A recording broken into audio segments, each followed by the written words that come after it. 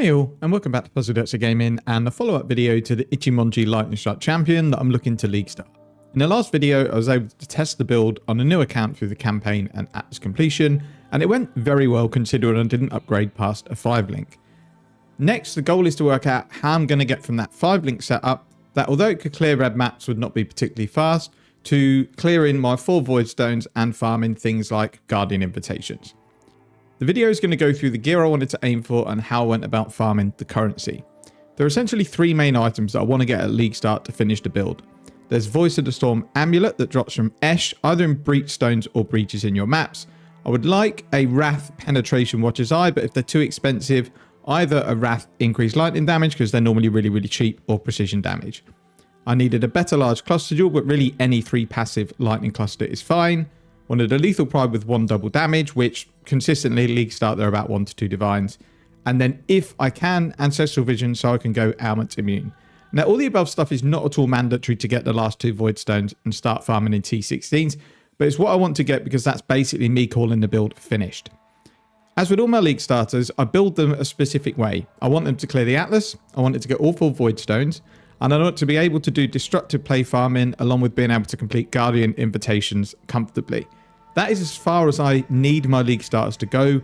At that point, if I'm able to farm divines per hour, then I can either transition this build into something more endgame, or I can level a completely new character. I added all of the gear to the build and I put it through its paces, and it was able to do all the content I wanted to do pretty comfortably and quick. The last formed run that I did was 9 minutes, and that consisted of the 4 Shaper Guardian maps and the Invitation. Maven and Uber were fairly comfortable. They can be done on much lesser gear, but I do like to overgear for these fights, since if you fail, it's really expensive to buy the frags again, and I'm not a very good bosser, so I don't trust myself that on mediocre gear, I can guarantee that I get those encounters completed. I have worked out a much cheaper version with no cluster jewel, no penetration watcher's eye, just in case the jewels are expensive in the first week. The one item that I will definitely get is Voices of the Storms, regardless of the price, because it adds so much damage to the build. It's not going to be a chase item, it's not going to be 10 plus divines, but it might be within the region of 2 to 3 divines at League Start. So as soon as I've got enough currency, that's the first item that I'm buying, even if I'm nowhere near ready to equip it. It doesn't matter too much in terms of when I can get that item, because I was able to make a ton of currency in tier 11 maps once I've cleared my Atlas, which is where I headed to after farming enough Eldritch currency to get my gear some decent implicits. So let's go on to how I progressed the build once I cleared my Atlas. So the first thing you're probably asking is, why am I doing tier 11 maps? There's 2 reasons for that really. The first is that I can clear these maps much quicker, and I'm not sure the build will be comfortable doing out T16 expeditions. If I can turn over maps quicker, I'm going to make more money because I'm doing more expeditions and I'm farming more essences. I essentially dropped Wandering Path, took most of the expedition nodes, most of the essence nodes, and as many map nodes as I could get with the points that I had. The main reason is normally I will go on and farm red altars, but lots and lots of people do this at League Start, and it really devalues the loot that comes from those altars early on, and it tends to pick up in price as you get to week 2. By going expedition and essences, I can get liquid currency from Fusion and logbooks, I can sell Danig reroll tokens if I don't use them, and I'll get a ton of essences which are easy to sell in bulk, and in tier 11 maps they take seconds or probably less than a second to kill. So I farmed there until I had enough currency for a 6-link chest, Voices of the Storms, and my new cluster jewel. I then moved up to destructive play farming in T16 so I could farm my own Guardian sets to do Uber Elder and get the splinters to do Maven. Once I had enough currency to get a Watcher's Eye and Lethal Pride, I started doing Guardian maps and Invitations as and when they dropped. I only added in the Ancestral Vision when I was ready to do Uber Elder, as chill can be very annoying in that fight. It's also an item that tends to just go down and down and down as the league goes on, so the later I can wait to buy that item, the better. So it is a fair chunk of money to spend on a character to just get 4 voidstones and be able to farm destructive play and Invitations. But I love this skill, I like the playstyle, and I have to play a quick character, otherwise I don't enjoy playing the game. So although this may only suit me and a handful of players, it's what I enjoy and that's what matters the most to me. So I'm well aware this build is not one of the best League starters, and I'm not selling it as that. I'm just playing this because I really enjoy it. So as I mentioned, I only want my League starters to be able to get my voidstones and farm comfortably in T60 maps. And then I'm either going to change this champion into another champion, maybe even a gladiator or a slayer, whatever looks good. But I don't have a build planned for how I'm then going to push the character. as there should be a ton of new options with the new league, maybe new uniques and new interactions. I would rather work this out as and when I get there rather than spend loads of time planning a build only for there to be much better options. But be assured, when I do, I'll release a video when I do decide. Now, the character I've made was deliberately overgeared because, as with every league for the past 3 to 4 leagues, there's been quite insane power creep. You've had things like tattoos and charms that have added tons and tons of power to builds that would be above the scope of a standard build. So what I've done is basically put gear on. So I've got around 10% more DPS and slightly more defenses, maybe 5% than I expect to have at league start. But I fully believe whatever is introduced in a new league is going to push me higher than that.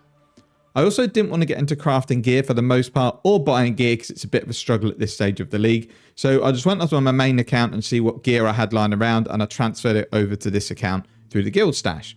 There's some items that are probably way too good, but equally there's items that could be way better. I really just wanted to balance resistances and attributes so I could get cracking.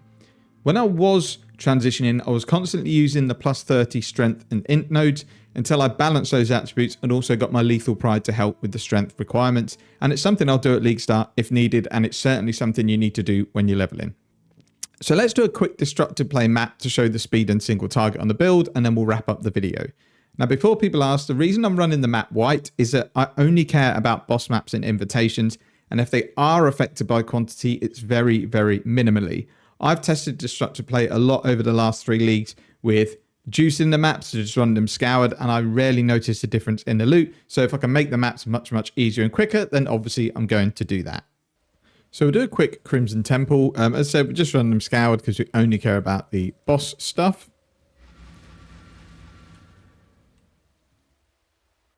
And then we'll hope I kept destructive play on. I'm pretty sure I did. I'm not going to bother doing Delirium because I don't have any of the nodes, so we're unlikely to drop anything good. And Deli Orbs are not worth a ton of currency at league start anyway, and I've already got my clusters. So the idea is to just try and make this build nice and quick. I'll go through, clear whatever monsters I can. Got to the boss in the 20-second adrenaline. And then we'll just wait for these extra bosses to spawn and take them down.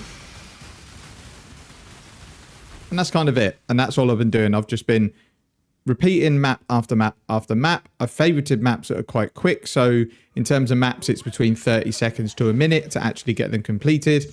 And then I'm going in and doing either the 10-way, or when I get enough Shaper or Guardian maps to drop along with some invitations, I'm completing those as well. What you tend to find is when you complete a rotation of Guardians, you have got a good chance of getting an invitation. So as soon as I've got a full set of maps and none of them have been witnessed by Maven, I'm then going and completing the 4 maps and hoping to get an invitation drop. If not, I'll just keep that until I get the invitation drop naturally from an enemy, or buy it at league start, because although they're expensive, they're certainly worth buying if you've already filled out all of the 4 witnesses. That is it for the video. I'm not going to do any more videos on this character because this is as far as I would want to take it at league start, and then I'll progress into a different type of build because this really has hit the limit to scalability in terms of doing it for a reasonable budget. So one last thing to talk about very quickly is how this build performs in terms of currency and investment and performance against the last time I started a champion, which was when I did Rain of Arrows. And I've gone through and looked at my videos from league start the previous time. And in terms of performance against the pinnacle bosses, destructive play and things like that, it's about the same. In terms of investment, the Rain of Arrows character definitely had more investment. When I go back to when I killed the last 2 pinnacle bosses on that character, I would say I easily had about 20 divines worth of gear, and it was similar performance. So although for the majority of people this might be too expensive, for me it's actually cheaper than I've done in previous leagues, and I'm really happy with that. But as I say, I'm not pushing this build. This is just what I'm playing, and I like to bring out videos to show what I'm doing. I hope these videos help people out. Thank you very much for watching. Take care and see you in the next one.